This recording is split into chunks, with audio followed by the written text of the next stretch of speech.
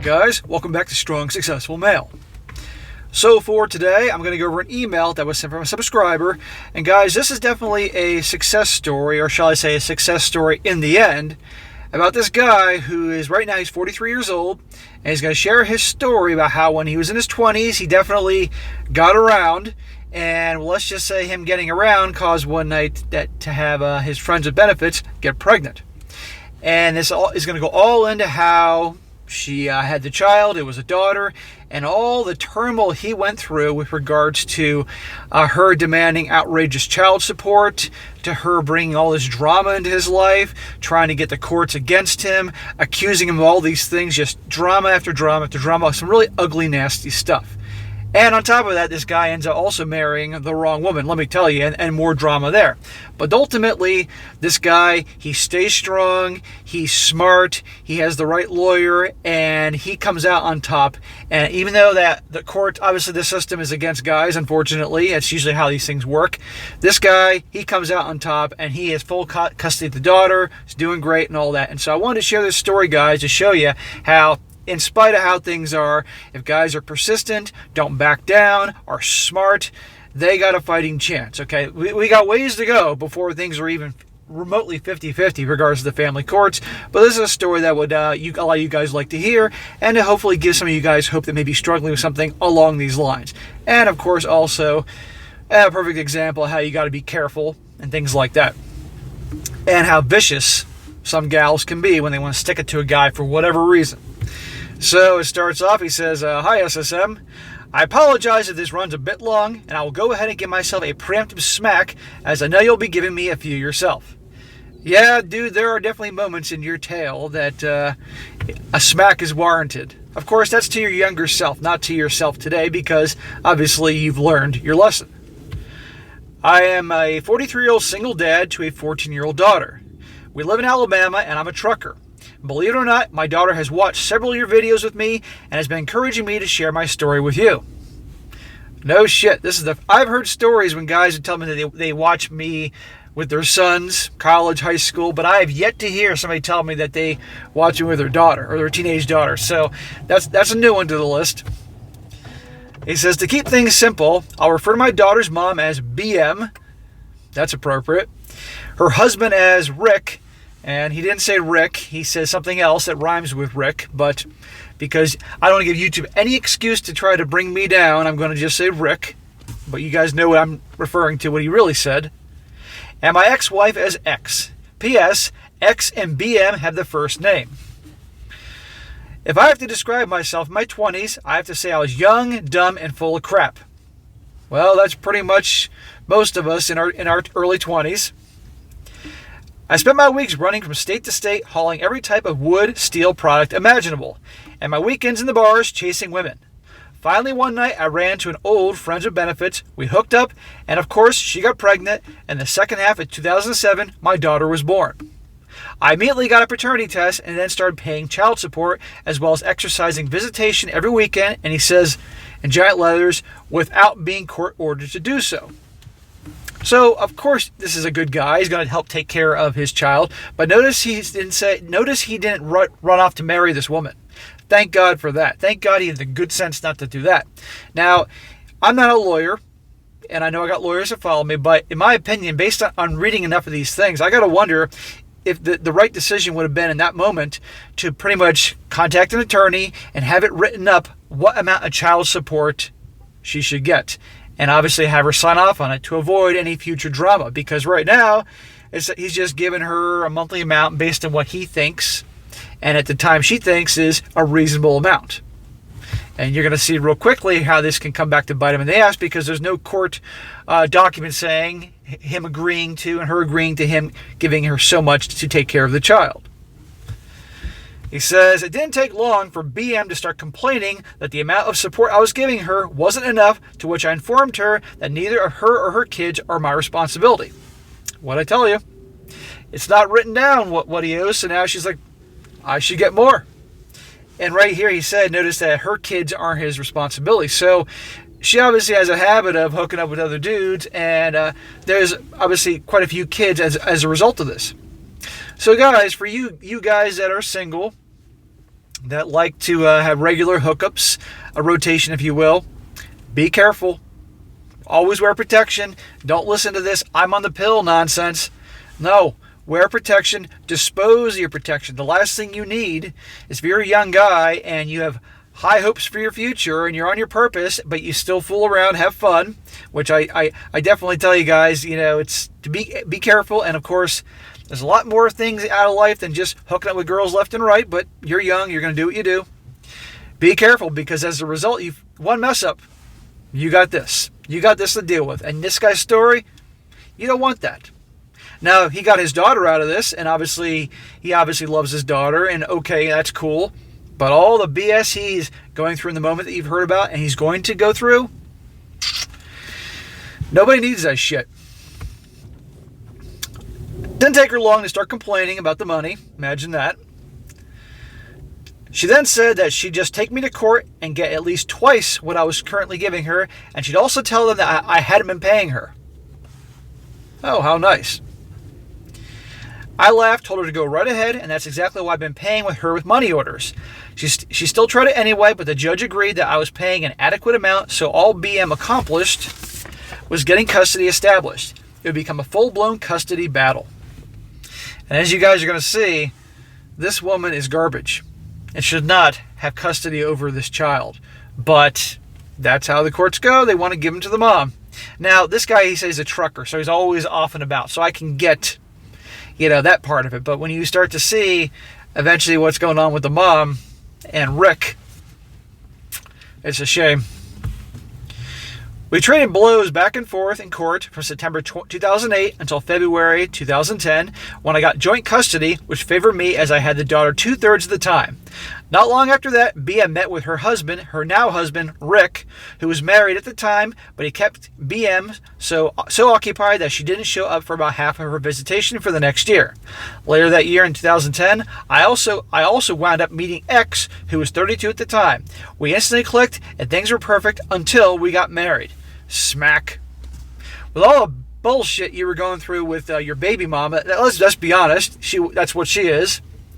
She was the friends of benefits. And by the way, notice how you mentioned a moment ago how she got married to this dude named Rick, but at the time before, when they were fooling around, he was still married. This goes to show you her character here. Real classy girl. So thank God you're getting the daughter 2/3 of the time, but you need that daughter 100% of the time, or she's going to have real negative impact. And he winds up getting married. And notice how he said things were perfect until we got married. How many times have you guys heard that in the stories I go over? Bait and switch, whatever you want to call it. And even then, guys, you can have a gal who generally is cool and you have a good time with and all that, but the second rings are put on each other's fingers, that's when people start behaving differently. The guy starts being different. Let's be fair here, because guys will pretty much figure, well, I got her. She's married, so I don't need to take her out anymore. We can just sit on the couch all weekend and watch Netflix and get takeout. He stops taking care of himself, things like that. She feels unloved, so she's like, why should I take care of myself? She puts on weight. She cuts her hair, starts dressing like a slob. If she doesn't do that, if she does take care of herself, she's like, well, he's not paying attention to me, so, okay, fine, I'll go cheat. Or, on the flip side, she's got her ring on her finger. Oh, well, I got this guy now. I don't have to do anything anymore. I don't have to make the effort. I don't have to have the sex as much anymore. I don't need to do all those things in bed I did beforehand that he thought I liked to do because I got him. And now I can, you see I'm getting at? Or just simply things run its course.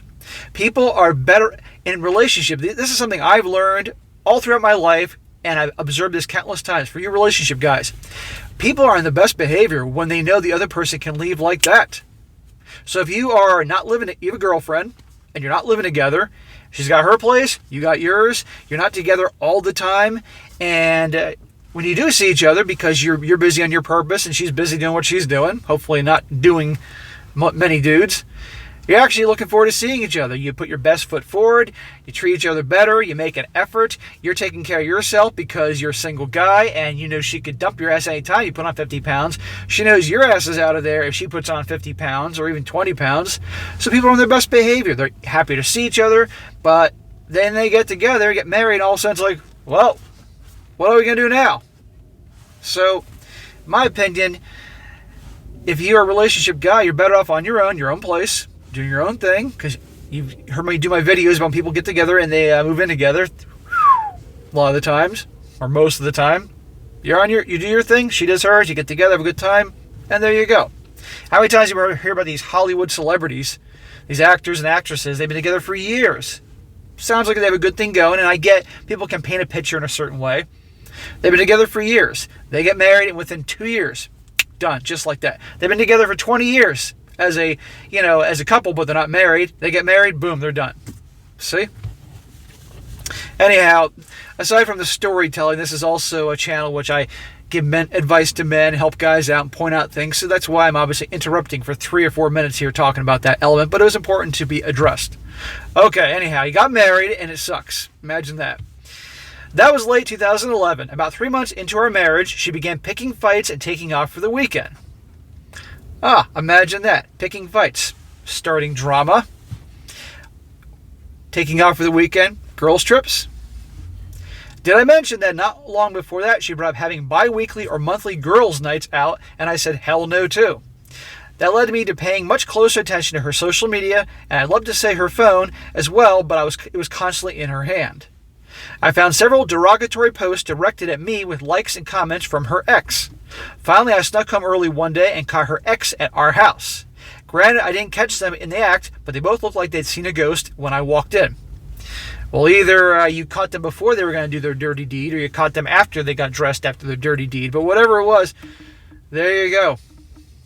I'm sorry that happened, bro. I really am, but that is a shame. But I'm not surprised. Nothing surprises me anymore. That phone, that says everything. Just before my 1-year anniversary with X, I had to go to court with BM. On my way to the hearing, I got a text from X saying, no matter what happens in court today, I want a divorce. Actually, you should have been doing cartwheels, because the last thing you should be is with a woman like that. And when you walked in and the ex was there, you should, amongst the proof you saw of her, the comments, and she was putting on social media, it should have been over with. Done. But no surprise there, she wants a divorce. I ignored that message and continued on to the courthouse as I had much more important things to do. Good. I'm sure it was hard, but you had to focus on your daughter. When I got to court, I called 2 friends to go help me move and my daughter out of the house. Apparently, X expected me to beg instead of leaving, because that night she was on the phone with BM.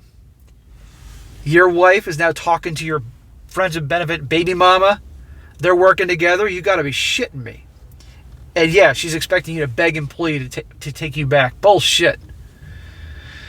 I know this because the next day, DHR called me about some anonymous allegations that had been made against me, and they knew that X and I had separated.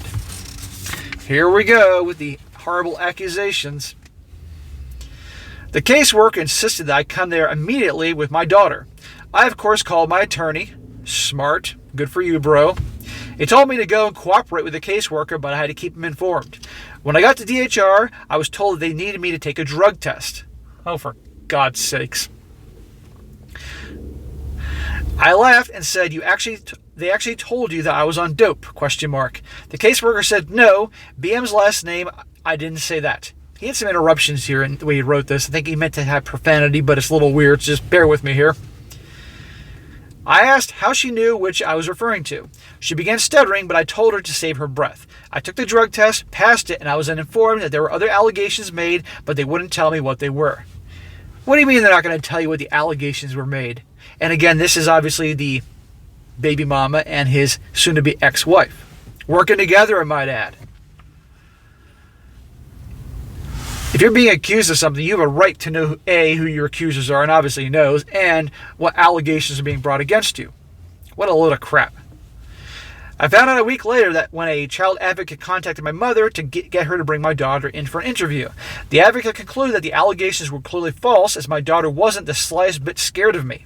That's right, I've been accused of that kind of abuse of my daughter. Oh, that's terrible. And again, the sad thing is, and presently how things are, guys can be accused of this and this and this awful stuff. And yeah, I get they got to take accusations seriously, but you know darn well, if a guy being accused of some awful stuff versus a gal being accused of awful stuff, who they're likely to believe? They're going to think the guy's doing it. He says, did I mention that for months leading up to that point that BM and her minions had told me several times that I would be going to jail? Not surprised. They think we can just accuse him of this, accuse him of that, and there you go. And what has this guy done to warrant this type of behavior? These women are lowlives. During that time, X had been crying and begging me for another chance. This is the one, again, remember, who's been talking all these bad things about him and was obviously fooling around with her ex, and the ex was in the house and said, I want a divorce. Now she's begging you for another chance. And yes, I finally gave in. Smack. Bro, as if you didn't have enough drama going on in your life, you want to take the same woman that's been talking bad about you, obviously cheating on you, conspiring with the evil BM baby mama, and you want to take her back? You can't even trust her?